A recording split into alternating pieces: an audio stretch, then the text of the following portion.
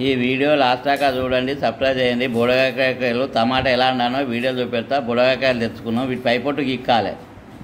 Stove అంటు పెట్టినాం, stove పైన మట్టి కంతులు పెట్టినాం, అందులో 2 చెంచాల నూనె పోసుకున్నాం, పచ్చిమిరపకాయలు వేసుకున్నాం, కళ్యామాకు వేసుకున్నాం, ఉల్లిగడ్డలు దూరగా కోలించుకోవాలి. 1 చెంచాలు శనగపప్పు, 1 చెంచాలు మినపప్పు మొత్తం దూరగా కోలించుకోవాలి. 1 చిన్న చెంచాడు పసుపు, 1 చెంచాడు అల్లం వెల్లిపాయ వేసుకున్నాం, 1/2 చెంచాడు ఇంగు మొత్తం ఒకసారి కలుపుకోవాలి. ముందుగానే కడిగి పోసుకొని రెడీ పెట్టుకున్న టమాటా వేసుకోవాలి.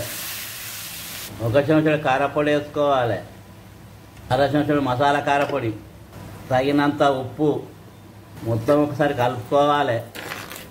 జరసేపు ఉమ్మగిలాలి. ఇప్పుడు టమాటా కొంచెం ఉడికినది. ముందుగానే బుడగకాయలు పైన గీక్కొని చిన్న చిన్న ముక్కలు కోసుకొని రెడీ పెట్టిన కడిగి ఇప్పుడు ఇందులో వేసుకొని కలుపుకుంటాను. ఇప్పుడు దీనిని ఇంకా ఫస్ట్ నూనెలో గోలిస్తాం బుడగకాయ. అలా గోలించడం వల్ల చాలా రుచి వస్తుంది బుడగకాయ. ఇప్పుడు దీనిని ఈ టమాటాలు వేసుకొని కలిపి ఒక 15 నిమిషాలు ఉడికించుకోవాలి. ఇప్పుడు కలిపినాం, దీనిపైన మూత పెట్టి 15 నిమిషాలు ఉడికించుకోవాలి. కూర రెడీ అయింది, కలుపుకోవాలి, స్టవ్ ఆఫ్ చేసి దించుకోవాలి.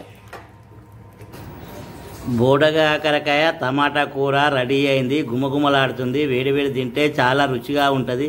ఇది అన్నంలో కానీ చపాతీలో కానీ తింటే చాలా రుచిగా ఉంటుంది. అబ్బా మళ్ళీ మళ్ళీ కావాలనిపిస్తుంది, తిన్నా కొద్దీ తినాలనిపిస్తుంది.